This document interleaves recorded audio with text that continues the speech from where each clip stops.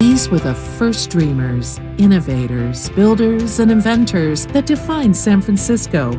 The San Francisco Historical Society exists to uncover, preserve, and present in engaging ways the colorful and diverse history of our city from its earliest days to the present. As a member, you'll receive The Argonaut, an award-winning publication that has provided in-depth historical accounts for over 30 years. And The Panorama, a quarterly newsletter covering ongoing activities and historical presentations. Go to sfhistory.org and discover the San Francisco Historical Society, giving our history a great future. Become a member today. You're listening to 95.7 The Game, KGMZ FM at HD1 San Francisco. An Odyssey station. Good morning, Diarrhea! It's time to wake up. It's 5, and we're live. Oh, is this thing on? I don't care. I want him to hear. This is the Pregame Show, your early morning shot of sports on 95.7 The Game. Come on!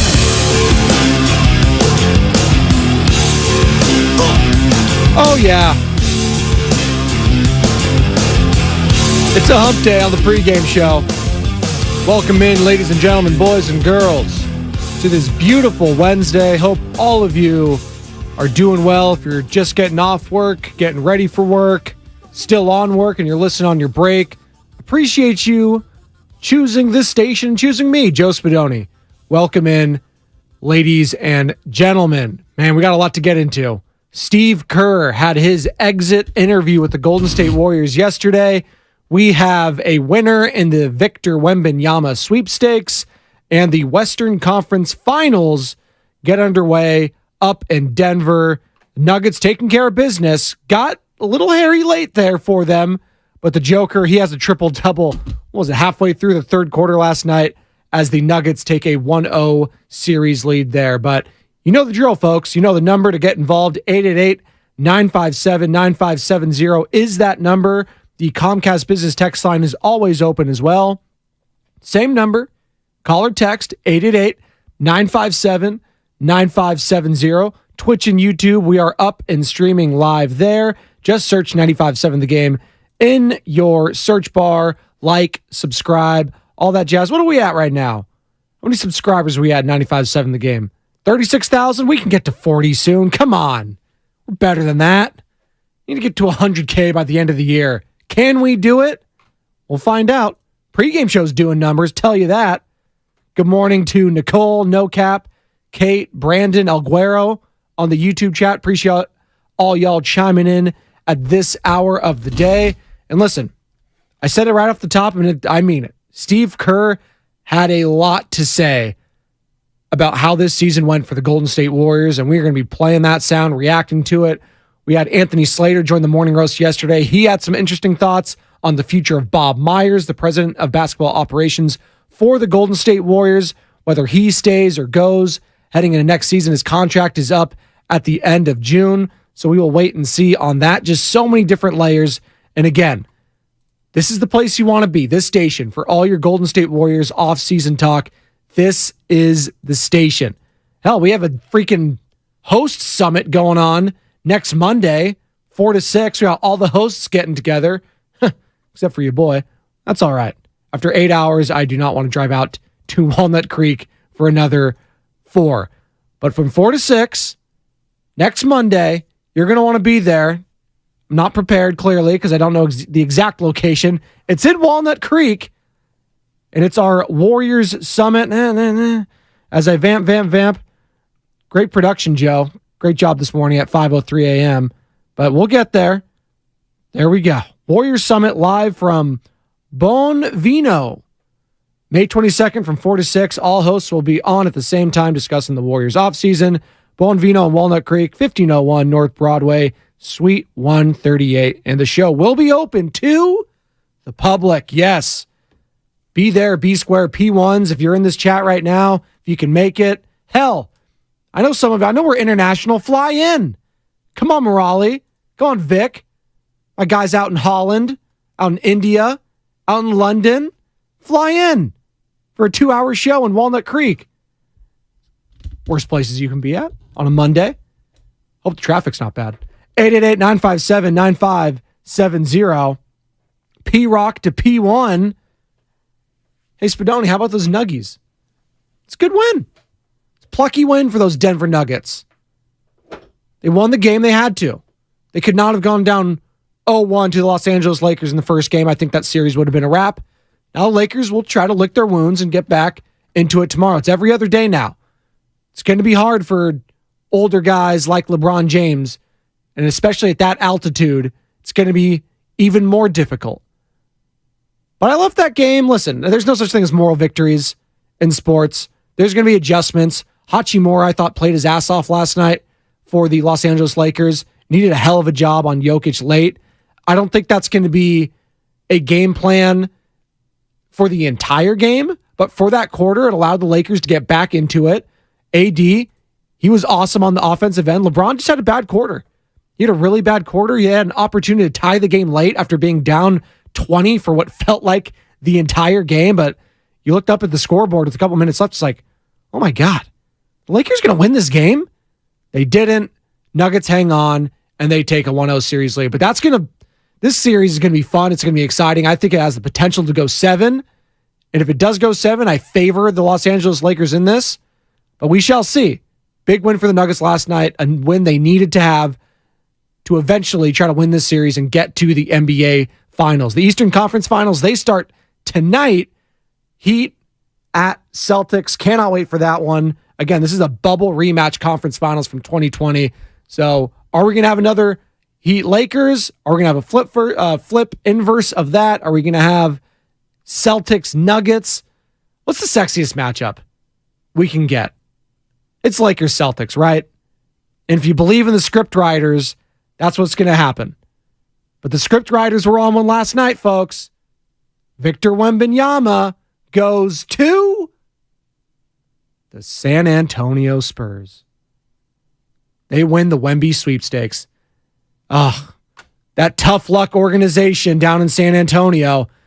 Man, that plucky little underdog. It's not like they've gotten the number 1 pick in the past and gotten David Robinson or Tim Duncan. Oh, wait, they did.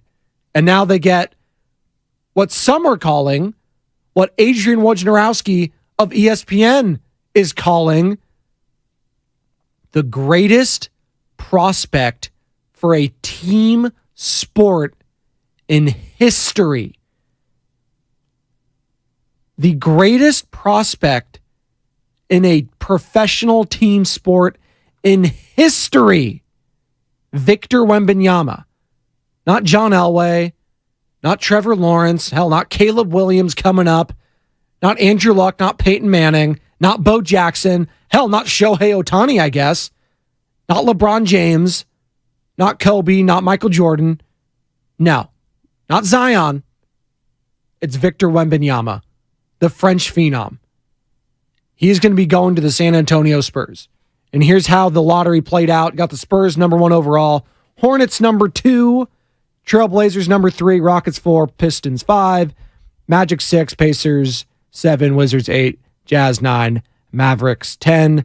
Bulls 11. Thunder 12. Raptors 13. And Pelicans to round it out at 14. And that Bulls pick at 11 is actually conveyed to the Magic. So Magic having the 11th and 6th picks in this one. Could they possibly package that for some players? Will the Warriors be making any moves this offseason? Well, Steve Kerr, head coach of the team, was talking to the media, and we'll continue to take your calls and texts at 888-957-9570.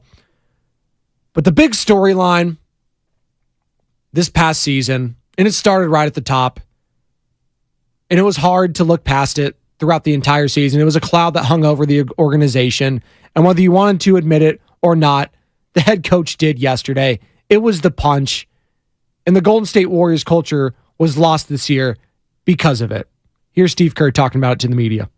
I think there was some of that was lost this year for sure. You know, it's no there's no hiding from it. The incident with Draymond and Jordan at the beginning of the year played a role in that. It's hard for that not to impact a team. And so, we feel like we have a great group of people on the roster, on the coaching staff, in the front office. We have a way of doing things that we're very proud of, but those things were definitely challenged this year. Anytime some trust is lost, then it makes the process much more difficult. And there was some trust lost, and that's as blunt as I can be. So the only way to try to correct course is to continue to communicate with players and coaches, and those relationships have to be built. The bonds have to be built. I think that's a major focus for us this offseason is we have to get back to what has made us really successful, which is a really trusting environment and a group that relies on one another and makes each other better. Duh. Yeah. You think that it factored in the punch from Draymond Green to Jordan Poole? That's all I have to say about that. And the notion that Jordan Poole, from whether it was from the media, the fan base, whatever I heard this entire season, well, Jordan Poole just needs to get over it. No. I'm tired of this.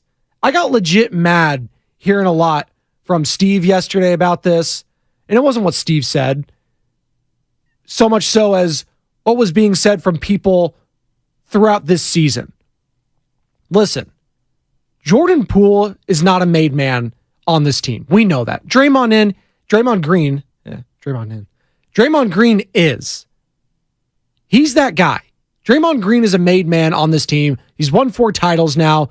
He's that dude. He's a future Hall of Famer. Hell, he might even get a statue outside of Chase Center along with Steph and Klay Thompson. That's how much he means to this franchise. But to sit here and listen to Steve Kerr. So actually, no, I am a little mad at Steve now that I'm thinking about it. And Bob Myers and Joe Lacob and that entire organization for not doing a thing when Draymond freaking Green punched Jordan Poole. Get excited here. But he punched him in the face. And they didn't do a damn thing about it. They did not do a damn thing about their young player getting punched in the face.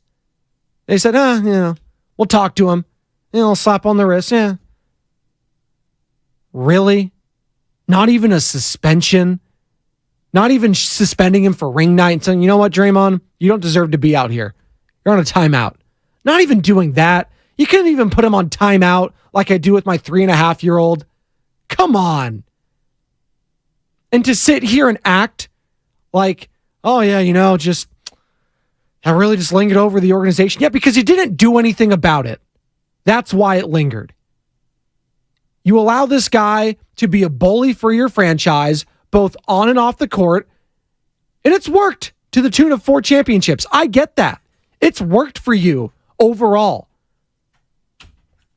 But the future of your franchise, one of the pieces of them you would like to think coming off the title of last year, the guy that was trying to get a contract and you were working with, Jordan Poole, you would like to think that guy matters too as a key piece for a future dynasty. I'm not saying he's going to be the next Stephen Curry. No one could duplicate that. But you drafted this guy and you signed this guy to a contract to be a key cog of the future. And him getting punched in the face by a guy who's probably going to be out of here in, 2 years? Maybe 3 now? Who knows what happens with this contract talk? But to do that and do nothing, it's really a slap in the face on top of a punch in the face already to Jordan Poole. Draymond Green punched him, and the Golden State Warriors organization slapped him in the face after that by not doing anything. Double whammy. It was just, I was so mad listening to a lot, only on this station from some hosts, but from some fans calling in, from the media, just the victim blaming on Jordan Poole this season has really pissed me off.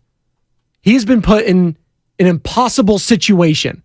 The guy that punched him didn't get punished. Where does that happen in any other workplace? Sam Lubman's in here right now. If he punched me or I punched him, you don't think there'd be ramifications? You're damn right there would be. And to have to work with that guy like nothing happened the rest of the year? Seriously? It's just, it really leaves a bad taste in my mouth. And I think it all came to fruition yesterday when Steve Kerr was talking about it to the media. It really pissed me off. Did it piss you off, Warriors fans? 888-957-9570. It's just been one thing after another. No cap. Only time the organization has done anything to him was when they suspended Green for KD because they wanted to keep KD. Guess Poole wasn't on that level. The organization is disgusting. I completely agree, no cap. And I understand there's levels to this. But if any other player did that to Jordan Poole, I don't think they're hesitating to suspend him. But for some reason, Draymond Green is allowed to bully this organization constantly. Bully them. I don't like bullies. Whether it's in school, whether it's in workplaces, whether it's in sports. I understand you have to have that aspect on the court, and that's fine. On the court, leave it all out there. But during practice with your own teammates, come on, man. Punching that guy in the face, a young player like that, when you've been established, Draymond, and I don't care if you're trying to knock him down a peg. I don't care if he's being flashy, if he's being loud, if he feels like he's arrived way too early and he needs to be humbled. You don't punch him in the face, man. You don't do that. You don't. So yeah, Steve Kerr, the culture was lost this season when he decided not to do anything about it. Here's Draymond Green on the Stephen A's World broadcast last night. He had a simulcast going on during the Western Conference Finals Game 1, in which he interviews many people. It's like a Manning cast for the NBA. So here's Stephen A talking to Draymond, and he asked Draymond if the Warriors would still be playing had they not, check that, had not Draymond punched Jordan Poole. This is interesting. Here's Draymond talking about it. We're not playing right now because when you speak about the fouling, when you speak about all of the slippage that we had as a team on the road, not being able to come together, none of those things happen if that doesn't happen, because the voice that I am and the departments that I lead this team in, there was a ton of slippage due to me sitting back, me not saying anything, me trying to allow that situation to play itself out and giving it time to heal. Well, while you're giving it all of that time, guess what? I would say probably by February, I started to feel like myself again and speak more. But guess what? There was 5 months of a season where slippage has just been occurring. And by February, if that slippage has been going on that long, you are who you are. At that point, you've built those habits. You've built bad habits. That is who you are now. So to try to correct them then, it's like, okay, you may get a little better. We did. We ended up in the second round of the playoffs, but not at a championship level. Wow. Great for Draymond to have some accountability there. Yeah, me punching Jordan Poole probably cost us maybe another championship. You think? It ruined the culture of the season. It ruined the good vibes.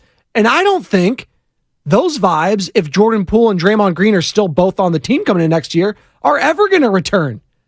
If you're Jordan Poole, how could you? How could you look at that guy still the same way? You can't. You can't. And I know it's so easy for us sitting at home, sitting on our asses. Oh, just get over it, Jordan. No. You don't get over something like that in a workplace. You just don't. Not when the organization already told you that Draymond Green matters more than you. They told him that straight up by their actions. Actually, Draymond's not going to get suspended, but Jordan, we still think that he did a bad thing. So we're going to talk to him. And maybe that'll be better moving forward. Kick rocks. 888-957-9570. 888-957-9570. Nikki LeGrand, come on, Joe. Did you plan on talking about anything else this morning? We are not JP. We don't know how he feels. Yeah, I know how he feels. He talked about it with Logan Murdoch in The Ringer when asked about his relationship with Draymond Green. Quote, I don't have no answer for you. Other than that, we was just on the court and teammates, and we was just out there trying to win games. It's just business, honestly, and that's really all it was. It is, it has been, it's just been business. It's been basketball. That tells you all you need to know about his relationship with Draymond Green. So Nicky LeGrand, that's what I have to say about that. He does not F with Draymond Green at all. And that's a problem. If these two are going to be cornerstones for the next couple years for the Golden State Warriors, who hope to get back to an NBA Finals. And I don't know if they can do that with both of those guys still on the team together. I don't think a relationship can be mended between those two. Do you? 888-957-9570. Yes, there was more from Steve Kerr, and we'll get to that. He actually joined Willard and Dibbs yesterday on top of already talking to the media. They did a hell of a job, Willard and Dibbs, with Steve Kerr, so we'll hear more from that as it pertains to Kuminga, as it pertains to Bob Myers' future, Steve Kerr's own future with the team. But that Jordan Poole stuff, it just hit you like a bag of bricks if you're listening to it in the opening thing. It was Ann Killian, I believe, asking him of the San Francisco Chronicle, listen, the culture, was it lost this year? Yeah, because of the punch. And here's Anthony Slater of The Athletic, our 95.7 The Game Warriors insider, talking about whether Poole and Draymond can coexist on this team. Yes, because I think they're both like professional in the sense of like, I don't know, Draymond Green, not necessarily, he's not the type of guy to show too much shame. He like got his voice back. He definitely had to kind of, I guess, neuter his leadership voice for a while during the regular season, but he got it back. He was kind of his boisterous self behind the scenes, like in film and all that by middle of the season. So I think he could coexist, you know. Jordan Poole, that's obviously kind of a bigger question, but the reality is he took a professional approach this season. I mean, he was accepting of playing next to him after that event and through the full season. Now, do you get the best version of Jordan Poole? I don't know. I don't know the answer to that. That's something they need to figure out. They need to have the high-level conversations behind the scenes. They also need to explore what the options are. You know, we can sit here and talk about, like I said, these theoretical, like, oh, what could Draymond get? Oh, what could Jordan Poole get? What if you package Jordan Poole with Kuminga? Like, but we don't have the answers because I can't call Masai Ujiri right now and be like, what would you really give up for these guys? Anthony Slater, who joined the morning roast yesterday right here on 95.7 The Game. Be sure to download the Odyssey app. Favorite 95.7 The Game for all the interviews. Anthony Slater, Steve Kerr, our guys doing a hell of a job. Nicole Diaz on the YouTube chat. Be sure to like and subscribe via Twitch and YouTube. We are up and streaming. Appreciate all y'all chiming in. Nicole Diaz. Joe, we have no context on what happened or why it happened. Also, Draymond did take time away from the team. He apologized to JP in front of the team and privately. Great. The organization still did nothing. They didn't do anything. And that speaks volumes if I'm Jordan Poole. I expect some ramifications. Him taking some time away does nothing for me. He needs to be punished, and he wasn't, ultimately. And I think that allowed this dark cloud to fester. They had an opportunity to suspend him for ring night, for opening night, to send a message. Steve Kerr could have gotten them on that podium, pre-game, post-game. Yeah, Draymond's not going to be available tonight. He's going to be out because of what he did to Jordan Poole. And I think it's serious enough on ring night.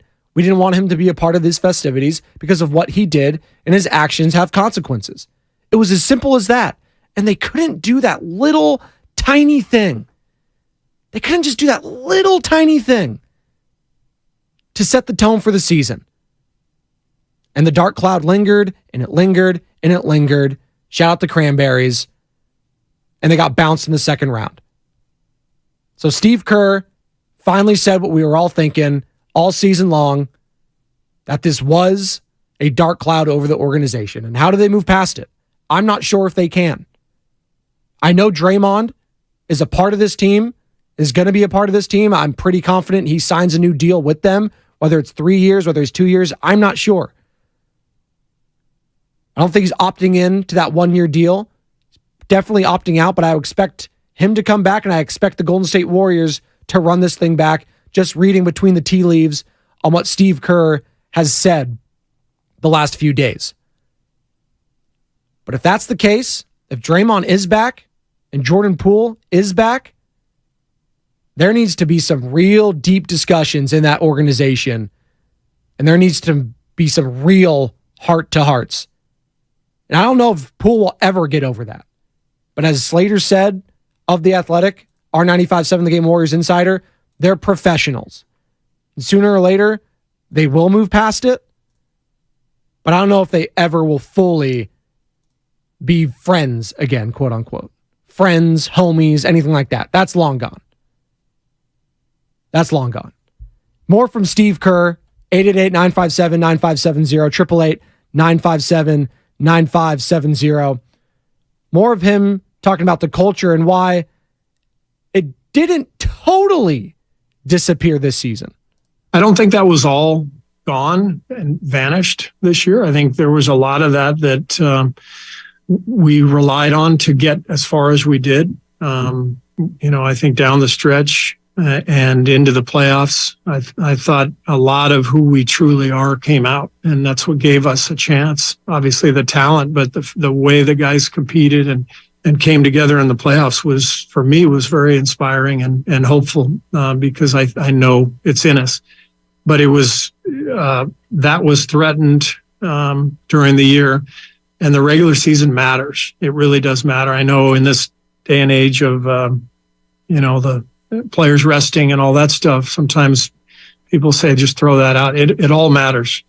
We won the championship last year after getting off to an 18-2 start, and these vibes were incredible. That carried us forward, and so this year that was really challenged, and we have to fix that. They have to fix that. That seems to be the biggest problem for this team moving forward in their hopes for another title, a fifth ring for Steph, Dre, and Clay, is this culture. And a team that hung its hat on being nothing but culture. You have that core three, you had it in KD, you had Iguodala, you had the leadership all there in place. This was a team that it didn't care about the regular season because they just smoked everyone for so long. Now, they realize that they're the old ones. All the young guys are gunning for them. They left their imprint in this league. And now, they got to win at their own game against guys who may be doing it better than them. You saw that in the Kings series. The Kings, they were playing that same style, and they nearly eliminated the Dubs in the first round. Is that culture? Is that just the team getting older? Is that players getting older and not as good? We're going to find out. And I can't wait this summer because there is still a lot to happen. Will Draymond Green still sign? What's going to happen with Jordan Poole? Jonathan Kuminga? We're going to hear more sound from him, from Steve Kerr talking about his future with the team. All of that right here on the pregame show.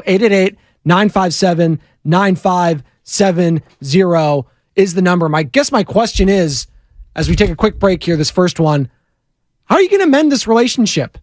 How are you going to fix this culture for the Golden State Warriors? Is it fixable? Let me know at 888-957-9570. This is the pregame show. Joe Spadoni. Come on back. 95.7 The Game. Since first opening its doors in 1964, Fremont Bank has approached banking with a simple idea in mind. Growth comes one customer at a time. You see, while some institutions might be on the lookout for the next big thing, we like to think that's what you'll be. And when you achieve great things, it leads to success throughout the community. It also allows us to continue our tradition of giving back to the region. It's a strategy that's proven successful for nearly 60 years, and we expect to continue success for years to come.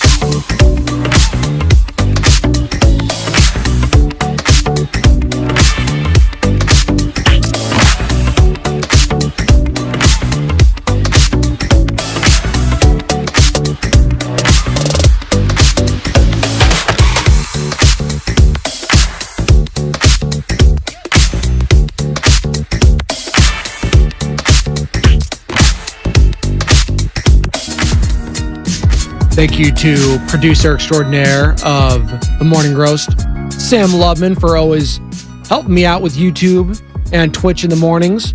He's the guy that sends me over to break and brings me back. It's hard to do solo dolo, so I appreciate Sam doing that. He doesn't need to, but he does. He's a good teammate, because that's what a good teammate does. Unlike some I know. That wasn't a shot at anyone here at the station. That was a Golden State Warriors one, if you didn't get that.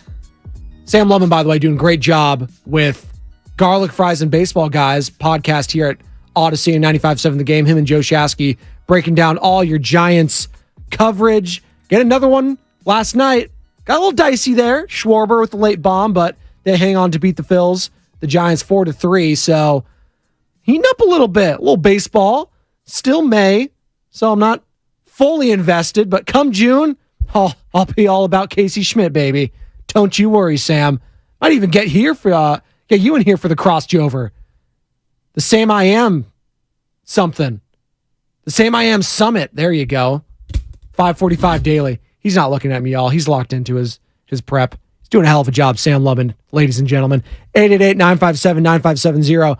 Continue to take your calls and texts there. Comcast Business Text Line. We've been discussing Jordan Poole, Draymond Green, Steve Kerr talking to the media, I should say, yesterday with his season-ending exit interview, not only with the media, but here on 95.7 The Game. So we'll hear from Steve Kerr, head coach of the Golden State Warriors, talking about the punch and how it affected the team, how it lingered throughout the franchise all season long. And listen, I don't want to say I told you so, but I told you so. The amount of fans in here texting and calling every day when I brought up the punch back in February, March, January, whenever, stop talking about it. It doesn't matter. The head coach says it did. The head coach of the Golden State Warriors said it mattered and said it lingered. I don't know what more you need to realize how detrimental that Draymond Green punch on Jordan Poole was. It was bad. And here's Steve Kerr talking to the media yesterday that if Draymond's not back with the team, he has a player option. Is he going to opt in? Is he going to opt out? Is he going to sign a new deal? We're not sure. But Steve Kerr knows if he's not back, they ain't winning a title. Draymond's not back. We're not a championship contender. We know that. I mean, he's that important to winning and to who we are. So I absolutely want him back. He's a competitor. He's an incredible defensive player. We can check all those boxes. And he and I have built a really special relationship that has run the gamut, over the years. We've had our share of run-ins, but we've been through so much. We really care about each other and work together well. He knows that he had a great season this year from a basketball perspective, but he knows that he also compromised things by what happened back in October. And so part of him coming back next year has to be about, rebuilding some of that trust and respect that he's earned here for a long period of time. And one thing I love about Draymond is he's always brutally honest, and he can take that sort of critique because he knows it's the truth. So I want him back. I think we all want him back. And hopefully that's exactly what happens. And we get ready to make another run next year. Can that trust come back with Jordan Poole and Draymond Green? All it needs to happen is trust on the court. I don't think the trust will ever be there again in their personal relationship and their personal lives. It just matters on the court. And when you see it and talk about trust as it pertains to Jordan Poole, you just saw how unsure he was all season long. The money time drop that we loved last season faded. We rarely got to play that. We played money time in a joking manner, because this team just gagged on itself time and time again. Jordan Poole in and out of the starting lineup. Just when he thinks he's getting it going, when Andrew Wiggins is out, when Steph is out, back to the bench, Jordan. Just when you think in game 1 of the Western Conference semis, Jordan Poole's back, that'd be a great development this series. Doesn't do anything the rest of it. The defense, non-existent. If the shot's not falling, you're not playing defense, you're not really doing anything out on the court. So how is Jordan Poole going to come back next season is just as big as how Draymond Green is going to come back next season as well. 888-957-9570.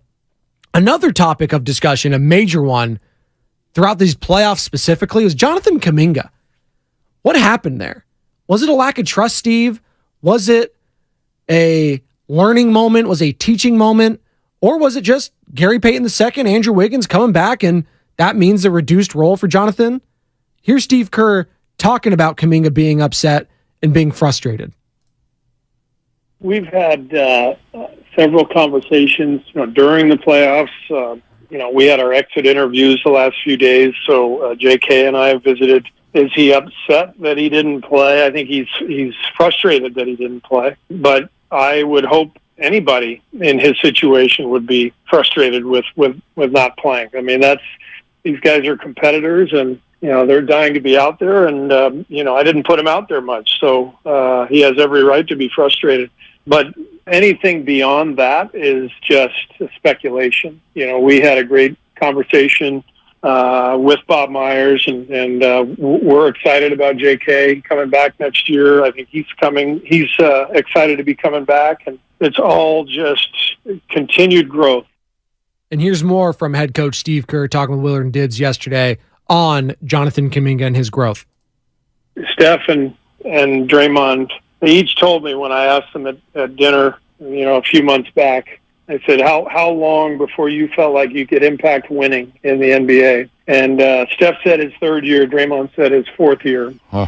And these are guys who went to college for 3 and 4 years. So you're really talking about, they were 24, 25 years old, with full college experience and multiple years of NBA experience before they felt like they could impact winning. So, I'm going to reiterate it. This stuff does not happen overnight. And, JK had a really good year. He helped us win a lot of games. He replaced Wiggs when Wiggs was out. Did a great job. And then the playoffs are, they're a different animal. And you get Wiggs and Gary back, and suddenly there's a lot of depth out there. And, you're going to have a harder time, making an impact at such a young age with so little experience. There's so many nuances in every single play. And all these young guys have a lot to learn, and that will come with time, but we can't rush it. That's all fine and dandy, but when you have an injured Andrew Wiggins in the Western Conference semis in Game 6 in a must-win situation, and he's getting destroyed by LeBron James, and you have LeBron just attacking Moses Moody, I can't get a couple Kuminga minutes. Really? I understand the sentiment. I understand what Steve Kerr is trying to say there. But in today's game, whether it's the NFL and you're playing your quarterbacks right away, whether it's Major League Baseball and you're seeing it now with Casey Schmidt calling him up too early or too late, what have you, playing time. I know there's a whole different dynamic in baseball. But it's true in all these sports. You got to play the young guys. It's all about developing by playing now. It's not about sitting on the bench. I think that whole philosophy, I think you can toss that out the window. You got to play the young guys, whether it's the NFL, whether it's Major League Baseball, whether it's the NBA, whether it's Premier League, what have you. You have got to play these young guys. Got to give them confidence. It worked for Moses Moody.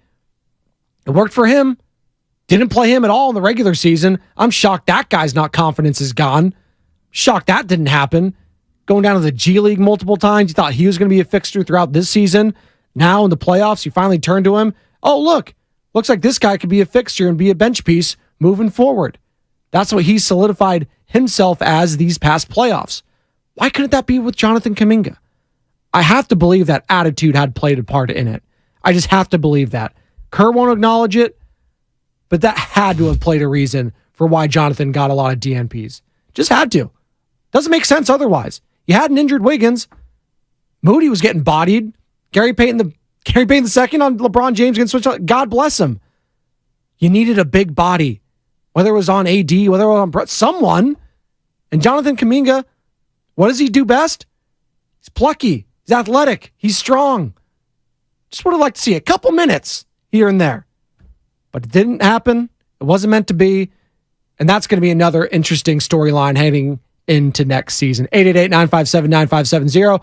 Going to take a quick break. Come on back. Joe Shasky's going to join me on the other side for the Cross-Jover, as he does each and every week. Get his thoughts on Steve Kerr's comments yesterday. Victor Wembanyama going to the Spurs, and the Lakers going down 0-1 in the series against the Nuggets, who take it 132-126 in Denver. All that coming up next with Joe Shasky right here on 95.7 The Game.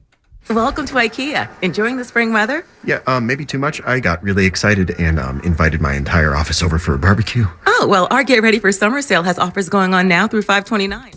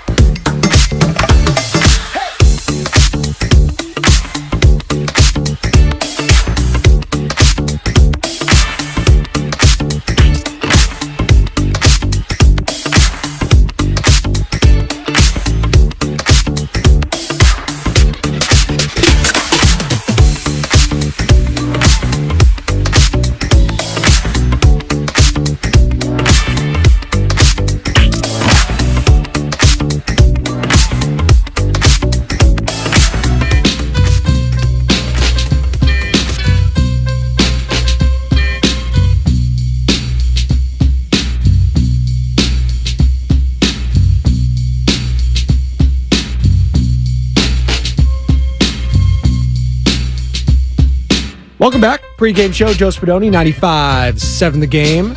Time now for the crossover, where Joe Shasky of the Morning Roast joins me, as he does every Monday through Friday at 5:45 at this time.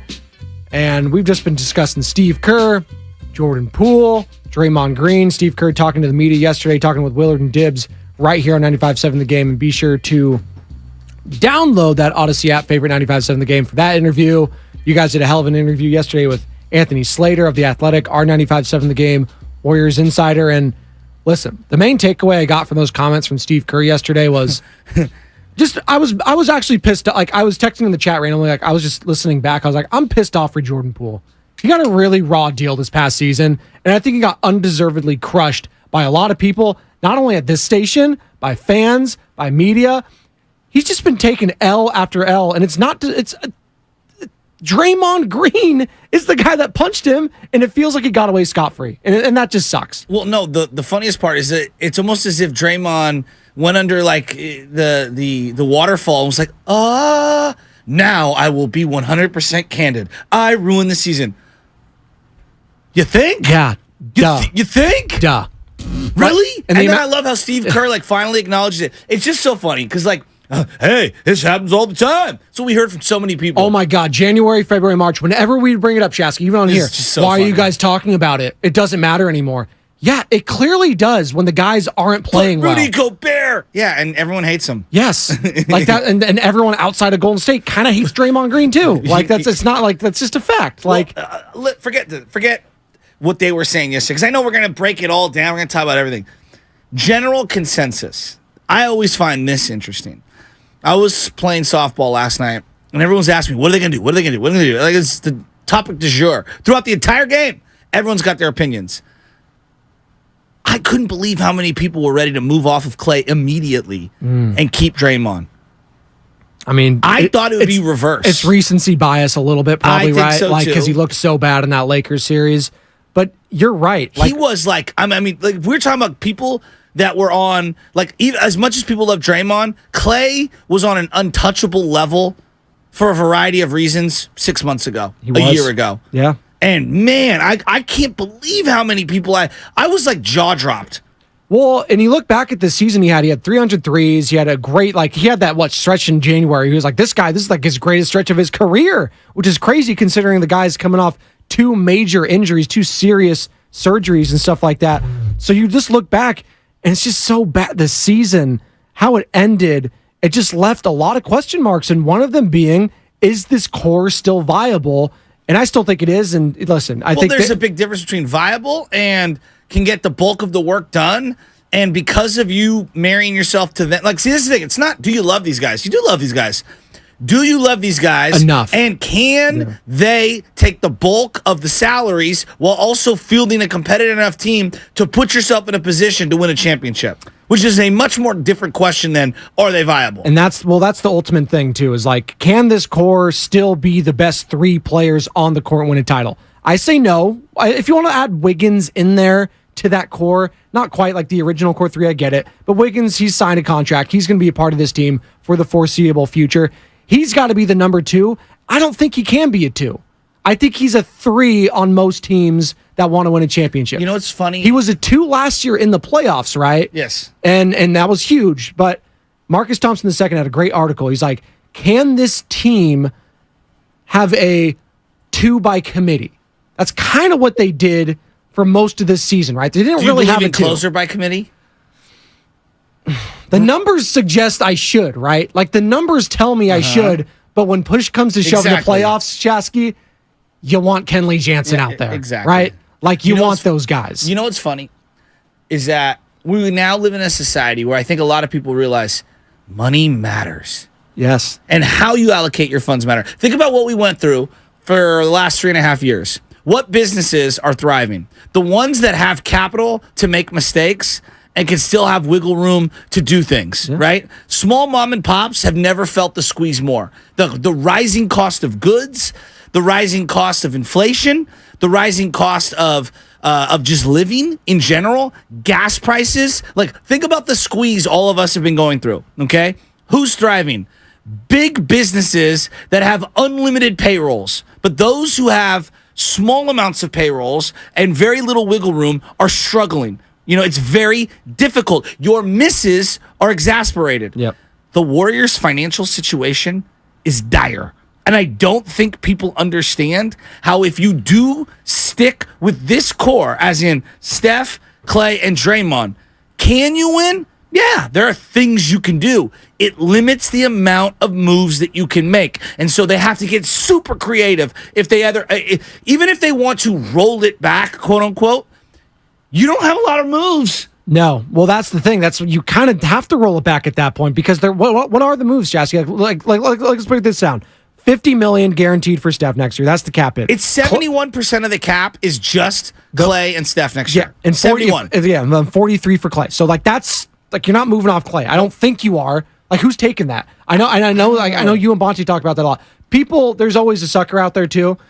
I don't know how you can watch this past series, both of them, the Kings and the Lakers series, and be like, we'll get the best version of Clay. How could you say that? Well, I think the best version of Clay is having a come to Jesus moment with him and just saying, like, you're dude, a sixth man? You can't shoot yourself. Well, no, I don't even know about six.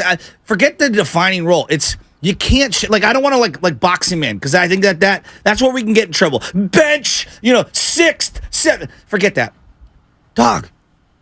You can't just be gunning in every single game trying to find it at all times. But that's what I'm saying. So, like, if he's not hitting his shots and he's not playing good defense, like, what are you then? Like, that's seriously, that's what it comes down to me. He's not playmaking. He's not driving to the rack. This is an offseason for him where he has to add something to his repertoire. I don't know what it is, but he needs to add something. I think he's a guy, as we talk about him individually, to me, it's more about the guys you have on the court with him. You cannot play GP2, Looney, and Draymond with Klay Thompson and Steph Curry. There's the offensive struggles. Teams are sagging off, and then no matter where Klay goes, he needs to be an ultimate catch and shoot guy. He needs to be somebody like forget what is he the bench? Is he a 2, a 4? He needs to be catch and shoot, coming off of screens, balanced floor. That's what I'm trying to say. If I want to maximize who I believe him to be, which is one of the great shooters, even at this point in his career, one of the great shooters in the league, the best version of him is not having 3 non-shooters on the floor. Absolutely. And you saw what the Nuggets were doing last night. You saw the contributions from Michael Porter Jr., 3 of 6 from beyond the arc. You saw Jamal Murray, 4 of 8.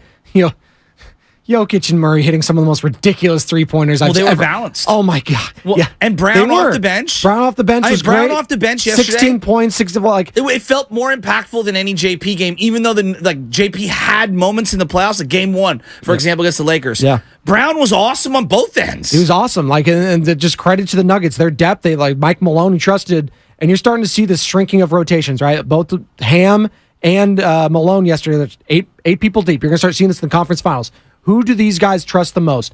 And it goes back to trust and what Steve Kerr was talking about yesterday with the media. Trust in Jordan Poole and Draymond Green and the culture of this team. How does it get fixed, Yasky? Does it get fixed? Can it get fixed? I'm being serious. Like if we're hanging our hat on Golden State Warriors culture, we like to say that with heat culture. Can they fix this? Well, this is what I would ask. Seriously. Can I ask what changed in 72 hours for Draymond Green? Why all the reflection? Does he sniff around and realize that he doesn't have as many options as he thought he did? Well, he heard his head coach basically throw him under the bus saying, you're the reason we suck this year. Yeah, I know, but that's you what were he heard so defiant that, that we're a championship team, and none of that stuff had anything. And then all of a sudden the season ends, and now all of a sudden you're sitting there, analyze this, analyze that. I find it to be interesting. I'm telling you, just my interpretation. Does he have suitors? Yes. Is his market as robust as what he thought? No. Do you think him coming off the bench was a wake-up call around the league? Like, oh, this guy isn't as impactful as we once thought he was? I mean, I think I know there was different circumstances of why you did that, taking him off the bench, all that sort of stuff. But did you think how he played in these playoffs hurt his value moving forward? Because there were some games here and there where it's like, particularly this Lakers series, and they were talking about with Slater yesterday. Did he not give max effort because of a clutch thing? Look, there's always been this element of the Warriors have valued him higher than what other teams would value him. There's always been an element of what would he look like without Steph Curry? There's always been an element of, yeah, he fits for them, but I don't know if he fit with us. There's always been an element of, God, I don't know if I want to play with him. Like, these are just things from the outside, right? Thinking from the outside. And then there's the element of, He did have a back injury last year, and he missed a significant ton of time. And here's the other thing, guys. Like everyone, they're going to stay. They can roll it back. He's 33. He's not getting any younger. I mean, look around. Look at what the Nuggets rolled out there last night. Okay? Those are a team full of guys in their prime, for the most part. They're all in their physical peak prime, essentially. Yeah. Right? So being an older player, can you? Of course you can win, but we're relying on too many of the older types.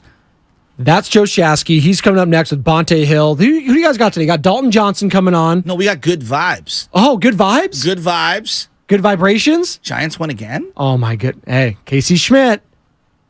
I thought they were going to blow it late, by the way. I turned it on. I tell you, it's Schwarber hitting a tank. I was like, okay. Schwarber. The Phillies stink. Can you bet over 190? Schwarber. That guy, he drives me nuts. Schwarber, you should be playing at Moscone on Wednesday nights. You look like a softball player. He's like me on the pregame show. He's not going to hit for high average, but when he gets a hold of a show, Shasky, he's going to hit a tank. No, right? He's a great power hitter, but nothing drives me crazier than I bat 180 and play no defense guy. Morning Roast next, right here, 95.7 The Game. You're listening to 95.7 The Game, KGMZ FM at HD1 San Francisco, an Odyssey station. What's up, everybody? Let me tell you about